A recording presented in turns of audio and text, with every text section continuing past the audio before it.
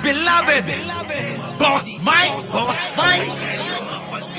Cervera.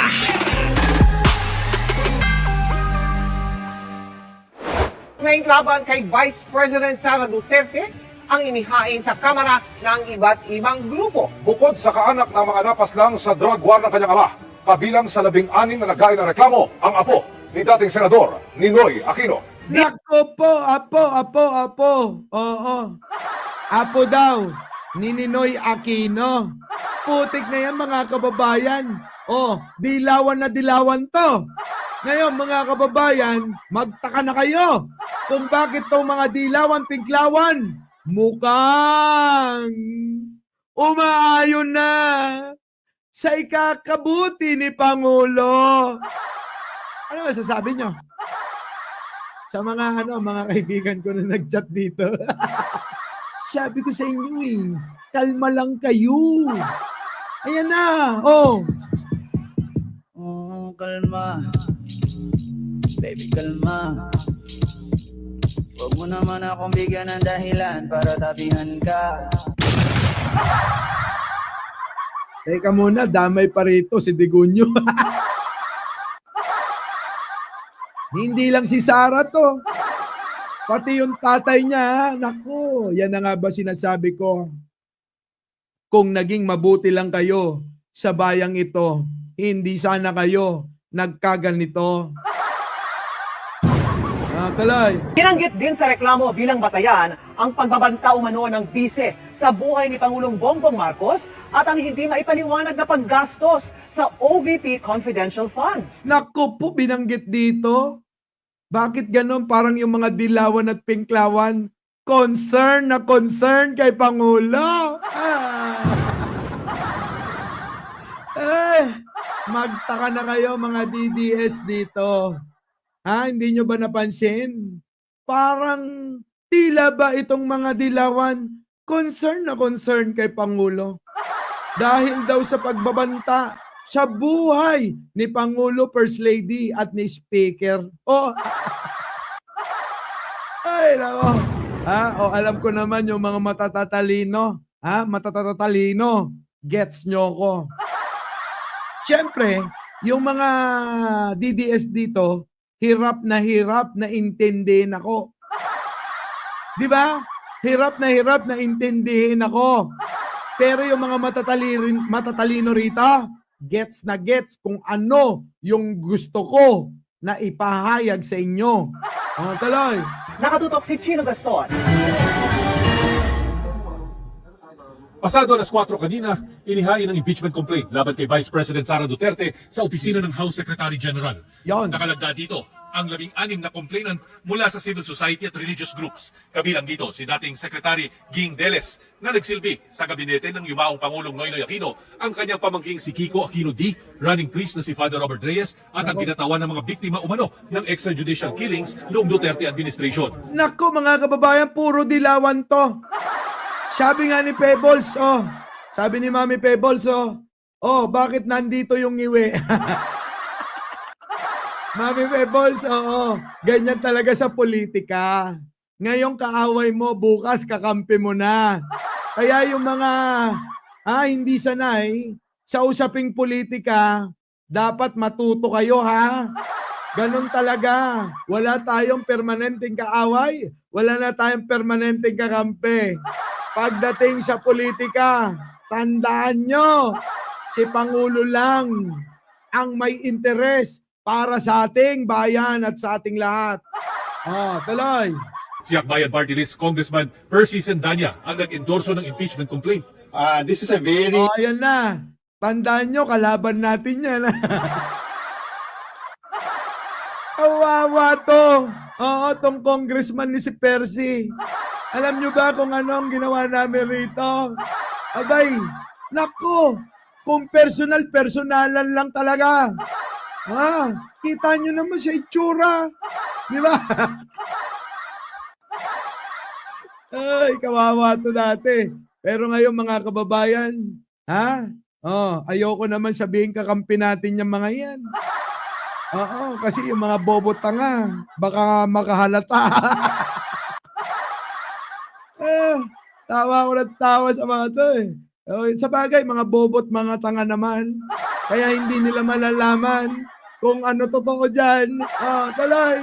Important process, and I'm sure the complaint merits na dito sa lower house and then sa upper house to make time for this very critical mechanism for accountability. Kasi kung hindi pa po natin ito gagawin ngayon, mas lalong wala ng time sa susunod na taon. Kahit Yan yan na nga ba sinasabi ko? Naniwala na kayo sa panaginip ko. Kasi magka-text niyan kami. Oo, doon sa panaginip ko. Ito uli, ha? Meron pa. Nako, hindi pa matatapos dyan, ha? Meron pa, abang lang kayo, baka bukas, o sa isang araw, o sa pinakamaaga sa isang linggo. Baka eto na mangyari dito. Nako, patong-patong na impeachment complaint ang iahain at isasampal kay Sara Duterte nyo. Tuloy. daw may pahayag na si Pangulong Marcos sa balak ng impeachment complaint, di raw sila patitinag grounds of impeachment. Ayan maliwanag. Kahit pa may pahayag na si Pangulong Bongbong, hindi sila patitinag. Meron silang sariling pagpapasya. Meron silang pasariling desisyon. Dahil sila ay hindi naman kaalyado ni Pangulong Bongbong. Agay. Totoo yan, Ay Chang. Sisirain ang utak nyo ni Pangulong Bongbong. Yung sinasabi nyong weak leader, ayon, namamayagpag sa Malacanang. Oo, nakaupo pa rin. Ilang tulog na ba yung ginawa nyo na panawagan? Nananawagan kayo araw-araw sa EDSA, liwasan. Nako! Ang sakit nun paggising nyo, ang nakaupong Pangulo, si Pangulo, si Manong Bongbong ko. Ano? Hindi namin kayo tinatawanan dito. Sadyang masayahin lang kami, mga DDS. Oo. Lagi ko naman sinasabi na mahal namin kayo.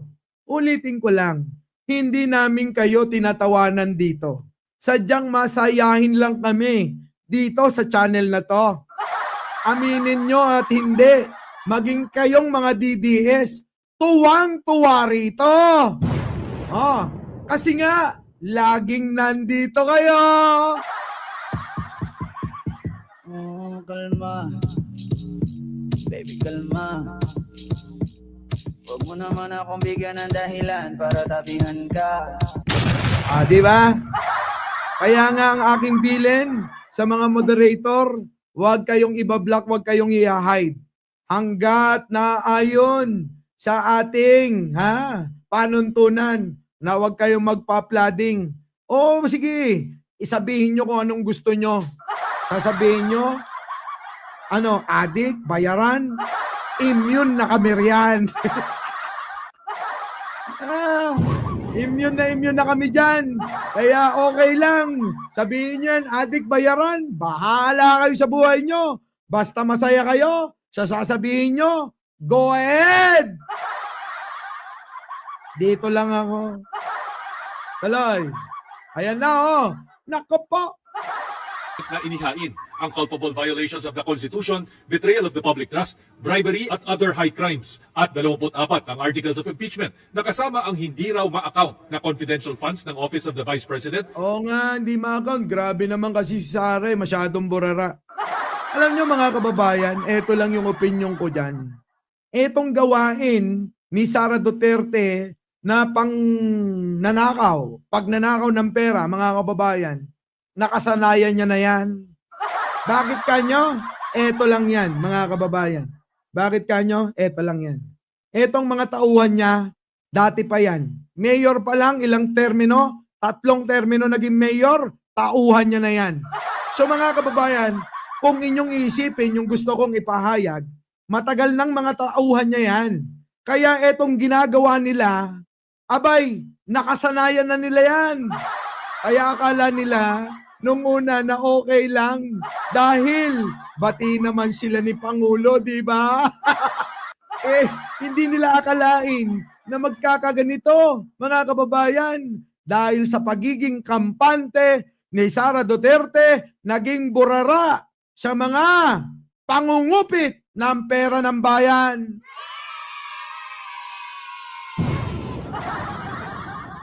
Ano? Okay ba yung dahilan? Kaya mga kababayan, etong mga ito. Ay, naku, lahat ng bagay sa mundo may katapusan. Hindi lahat yan laging nariyan kayo. Sa itaas, darating din ang panahon na kayo ay nasa kulungan. Okay, kaya tuloy. At Department of Education nung kalihim pa doon si VP Sara. Kasama rin ang mga pahayag ng bise noong October 18 press con niya at ang pagbabanta umano ni Vice President Sara sa buhay ng Pangulo noong November 23 Zoom press con na papasok daw sa betrayal of the public trust at high crimes. Isinama rin ang rig bidding daw sa pagbili ng laptop at iba pang electronic device sa DepEd ang pagkakasangkot umano ng pamilya Duterte sa iba't ibang krimen. Ang dami, bugbog sarado. Bugbog sarado si Sara Duterte dito. Napakaraming mga isyo na sinampa. Oo, labang kay Sara Duterte para maalis sa pwesto. So mga kababayan ko, ano pa ang aasahan ng mga DDS dito? Mga kababayan ko, magmuni-muni kayo. Baka kayo'y nalilito sa mga totoong nangyayari sa mundo at Pilipinas na bayan nyo. Makahalata na kayo. Kasi mga kababayan, etong nangyayari kay Sara Duterte, wala namang ibang sisihin dito. Sila naman ang may gawa nito. The articles po are the misuse, the failure to account, the intel and confidential funds of both the Office of the Vice President and also of the Department of Education. Nako, tandaan nyo. Isipin nyo maigit itong sasabihin ko. Bakit si Dilima ang naunang nagsampa rito? Ha? Alam nyo naman si Dilima, di ba? Para isipin ng mga DDS. Kasi malaki ang galit nito. Ipakulong ba naman ito ng halos 7 taon? Nawala sa buhay niya 7 taon. Kaya hindi nyo masisisi at hindi nyo rin masisisi si Dilima kahit nagpahayag na si Pangulo ng kanyang pagtutol sa impeachment kay Sara nyo. Hindi nyo mapipigilan to dahil ito malalim ang pinagmumulan nito. Si Dilima, ginawa nilang aso. Tapos ngayon eto na't nakalabas na patunayan na lahat ng binibintang dito ay puro gawa-gawa nyo. Di ba? So ngayon, anong aasahan ninyo? Gaganti to. Re-resback to. Panahon na ng panahon ni Laila de Lima. Sabi nga ni Erap, weather lang. Kaya ngayon, kung weather ni Digunyo ang 6 na taon dyan, weather naman ngayon ni de Lima para kayo ay lipulin at maningil ng pagkakasala. Ano? Tuloy, mga kababayan. And nandyan din po yung grounds like yung kanyang mga threats, yung kanyang mga rants. Meron din as an article about her involvement also in the extrajudicial killings during her term as mayor of Davao City. Nako, grabe. Si Sara Duterte, involved din pala sa lahat ng kalokohan ng kanyang ama. Nako po, Digong, kaya ba lagi mong sinasabi na ikaw ang mananagot na lang sa lahat? Dahil matanda ka naman. Kawawa yung iyong anak. Baka naman maawa kayo dyan. Tandaan nyo, may kasalanan yan. Walang awa-awa dito. Basta ang pinag-uusapan, katarungan sa biktima ni Digunyo. Kalma. Baby, kalma. Huwag mo naman akong bigyan ng dahilan para tabihan ka. Ano, mga kababayan ko? Nasusundan nyo ba ako? Baka naman tuwang-tuwa lang kayo kay Horry Rocky. Yetalay. Ayon kay House Secretary General Reginald Velasco, agad nilang ipapadala kay Speaker Martin Romualdez ang complaint matapos nila itong masuri base sa guidelines ng impeachment process. Kailangan ma-refer ang complaint sa plenaryo para ma-endorse sa Committee on Justice na magdidesisyon kung sufficient ito in form and substance. Sa December 21, Ako mga kababayan, baka hindi na umabot ng Pasko. Pupukpukan ni Martin Romualdez, Speaker. Pak! Parang Sino? Si Villar noong ginawa nila kay Erap. Ganun ang mangyayari dyan mga kababayan. Oh.